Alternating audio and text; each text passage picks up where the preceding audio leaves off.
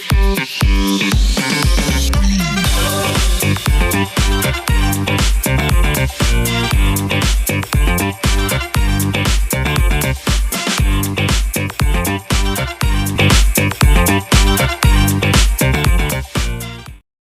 teman-teman semuanya, perkenalkan kami dari kelompok 2 di sini. Kami akan mempresentasikan hasil diskusi kami mengenai skema perencanaan pelatihan manajemen pemasaran dengan dosen pengampu Bapak Rafki. Adapun kelompok 2 terdiri dari saya sendiri Susan, Trijana Cynthia, Juniati, Iin, Agung Astosia Putra, dan Roni Haryadi. Baik, langsung saja masuk ke pembahasan materi. Yang pertama mengenai deskripsi pelatihan. Pelatihan dan ujian skripsi ini dirancang untuk membekali para peserta dengan pengetahuan dan keterampilan yang dibutuhkan untuk menjadi pemimpin pemasaran yang sukses di era digital. Pelatihan ini akan berfokus pada strategi dan taktik pemasaran modern dengan penekanan pada penggunaan data, analitik, dan teknologi untuk mencapai tujuan pemasaran. Nah, apa yang akan didapatkan peserta ketika mengikuti pelatihan ini? Yang pertama, mampu memahami konsep fundamental manajemen pemasaran. Yang kedua, mengembangkan strategi pemasaran yang komprehensif. Yang ketiga, memilih dan menerapkan bauran pemasaran yang tepat. Yang keempat, mengelola anggaran pemasaran dan mengukur efektivitas, memanfaatkan teknologi digital untuk meningkatkan pemasaran, memimpin dan mengelola tim pemasaran yang efektif, serta yang terakhir mengikuti tren dan perkembangan terbaru dalam dunia pemasaran. Baik, untuk materi selanjutnya akan disampaikan oleh pemateri kita yaitu Juniati. Kepada Juni dipersilakan. Baik, terima kasih Susan. Selanjutnya yaitu unit kompetensi. Berdasarkan Standar Kompetensi Kerja Nasional Indonesia atau SKKNI, maka diambil 7 unit kompetensi untuk pelatihan manajemen pemasaran, yaitu yang pertama yaitu mengelola program loyalitas pelanggan. Yang kedua yaitu mengembangkan keterampilan dan kerjasama anggota tim penjual. Yang ketiga yaitu memimpin tim operasional penjualan. Yang keempat, mengembangkan strategi penjualan. Yang kelima, mengelola target dan pencapaian penjualan. Yang keenam, mengoptimalkan cakupan wilayah dan pelanggan. Yang ketujuh yaitu memimpin program transformasi dalam penjualan dan loyalitas. Adapun tujuan dari pelatihan tersebut, yang pertama yaitu mengelola program loyalitas pelanggan, di mana tujuannya yaitu untuk meningkatkan retensi dan advokasi pelanggan dengan merancang dan mengimplementasikan program loyalitas pelanggan yang efektif. Yang kedua yaitu mengembangkan keterampilan kerjasama anggota tim, di mana tujuannya untuk meningkatkan kinerja penjualan individu dan tim melalui pengembangan keterampilan penjualan yang esensial dan pelatihan bekerjasama tim yang efektif. Yang ketiga, memimpin tim operasional penjualan, di mana tujuannya mengembangkan kepemimpinan yang efektif untuk memotivasi, membimbing, dan memberdayakan tim penjualan agar mencapai target dan melampaui ekspektasi. Yang keempat yaitu strategi penjualan, di mana tujuannya menganalisis pasar, pesaing, dan pelanggan untuk mengembangkan strategi penjualan yang komprehensif dan terarah. Yang kelima yaitu mengelola target dan pencapaian penjualan, di mana tujuannya itu menetapkan target penjualan yang smart dan memantau pencapaian secara berkala. Yang keenam yaitu mengoptimalkan cakupan wilayah dan pelanggan, di mana tujuannya menganalisis dan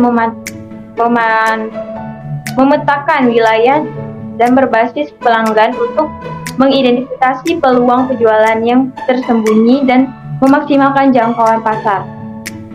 Yang terakhir yaitu memimpin program transformasi dalam penjualan loyalitas, di mana tujuannya mengembangkan dan memimpin program transformasi dalam penjualan dan loyalitas untuk beradaptasi dengan perubahan pasar dan tren bisnis.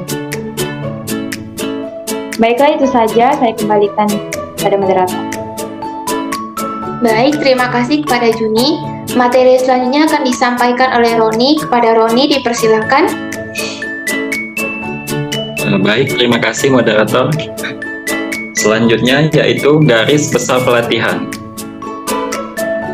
Yang pertama yaitu mengelola program loyalitas pelanggan, di mana mengelola program loyalitas pelanggan terbagi menjadi 5, yaitu yang pertama konsep dan manfaat program loyalitas pelanggan, yang kedua jenis-jenis program loyalitas pelanggan, dan yang ketiga merancang program loyalitas pelanggan yang efektif, yang keempat mengimplementasikan program loyalitas pelanggan, dan yang kelima mengukur dan mengevaluasi efektivitas program loyalitas pelanggan.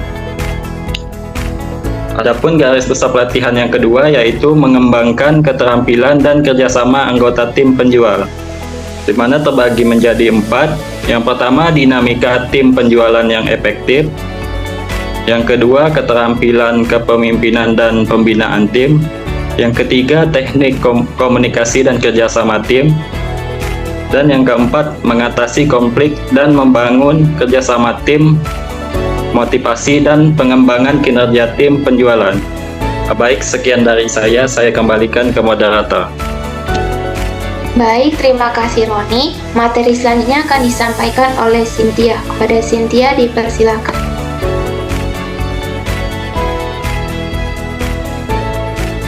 Oke, selanjutnya memimpin tim operasional penjualan, di mana ada peran dan tanggung jawab pemimpin tim operasional penjualan. Yang pertama itu menyusun strategi dan perencanaan tim penjualan. Yang kedua, mendelegasikan tugas dan tanggung jawab.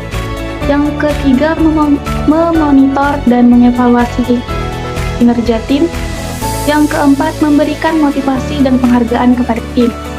Selanjutnya, mengembangkan strategi penjualan, di mana terbagi menjadi yang pertama itu untuk analisis pasar dan penetapan target penjualan. Lalu yang kedua, segmentasi pasar dan identifikasi target pelanggan. Yang ketiga, mengembangkan strategi bauran pemasaran atau marketing mix. Yang keempat, menyusun rencana penjualan dan aksi. Yang kelima, mengevaluasi dan mengadaptasi strategi penjualan.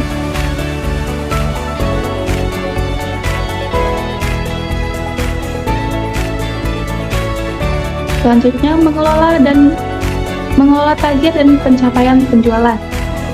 Yang pertama, menetapkan target penjualan yang smart, spesifik, measurable, accessible, relevant, and teamable.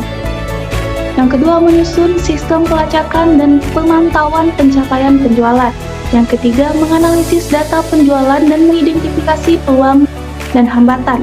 Yang keempat, mengambil tindakan korektif untuk mencapai target penjualan. Yang kelima, memotivasi dan memberdayakan tim penjualan untuk mencapai target.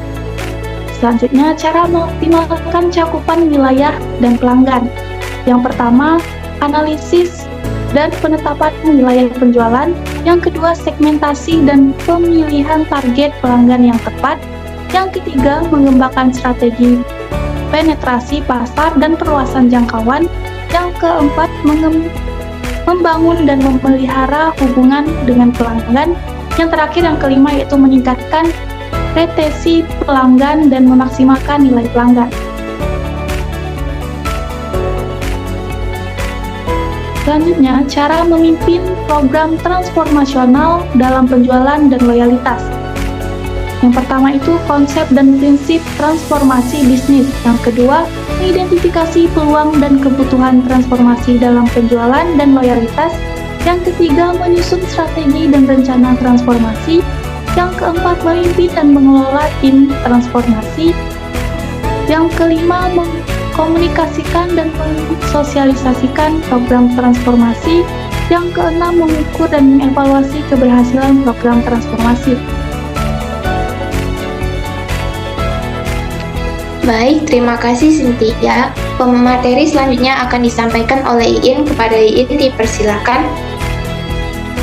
Baik, di sini saya akan menyampaikan untuk durasi pelatihan. Di sini setelah menentukan tadi ada 7 unit kompetensi yang akan dilatih. Selanjutnya kami membagi dari ke-7 unit tadi, kami membagi menjadi 4 hari, yang dimana hari pertama itu kegiatan dimulai pada pukul 8 sampai jam 8.30. Itu pembukaan dan pengenalan selama durasinya selama 30 menit. Dilanjutkan lagi dengan penyampaian materi oleh pakar tentang pengelolaan program loyalitas pelanggan, yang dimana itu dimulai di jam 8.30 sampai jam 10.30 dengan durasi 2 jam. Selanjutnya penyampaian materi oleh pakar tentang mengembangkan keterampilan dan kerjasama tim penjual, itu dimulai jam 10.30 sampai jam 12.30 dengan jarak durasi selama 2 jam. Untuk jam 12.30 sampai jam 1 itu ada istirahat selama 30 menit. Lalu dilanjutkan lagi dengan penyampaian materi oleh pakar tentang memimpin tim operasional penjualan, itu selama 1 jam, dimulai dari jam 1 sampai jam 2. Lalu dilanjutkan lagi dengan diskusi kelompok yang dimulai pada jam 2 sampai jam setengah 4, selama durasinya selama 90 menit. Lalu dilanjutkan lagi dengan jam istirahat yang dimulai pada jam 15.30 sampai jam 4 dengan durasi 30 menit. Lalu untuk kegiatan terakhir di hari pertama itu ditutup dengan studi kasus praktis yang dimana dimulai dari jam 16.00 sampai jam 17.00 dengan durasi selama 1 jam. Nah, untuk hari kedua itu pelatihan dimulai pada jam 8.30 sampai dengan 9.30, yang dimana dimulai dengan penyampaian materi oleh pakar tentang pengembangan strategi penjualan dengan durasi selama 1 jam. Setelah itu dilanjutkan dengan penyampaian materi oleh pakar tentang mengelola target dan pencapaian penjualan, yang dimana dimulai pada jam 9.30 sampai jam 11.30 dengan durasi selama 2 jam.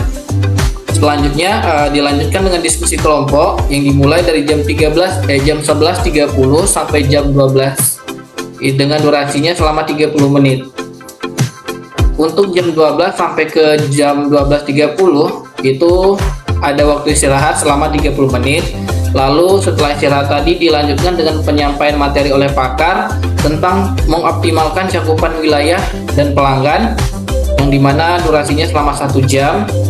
Selanjutnya ada studi kasus praktis yang dikasih tadi di hari pertama itu. Nah, itu dibahas lagi di hari kedua dengan dimulainya pada jam 1.30 sampai jam 15.30. Itu dengan waktu selama durasinya 2 jam. Lalu dilanjutkan dengan istirahat pada jam 15.30 sampai jam 4 dengan durasi selama 30 menit.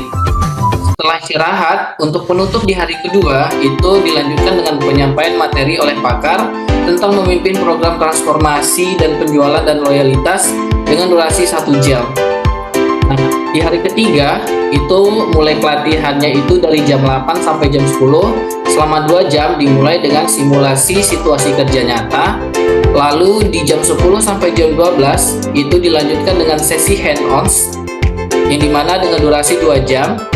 Setelah sesi hands-on tadi ada jam istirahat di jam 12 sampai jam 1 dengan durasi 1 jam.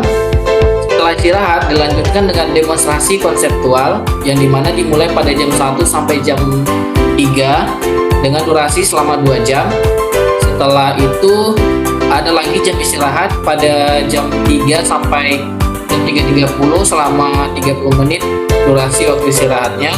Lalu ditutup hari ketiga dengan sesi hands-on tadi, hands-on lagi dengan waktu 15.30 sampai jam 17.30 selama 2 jam.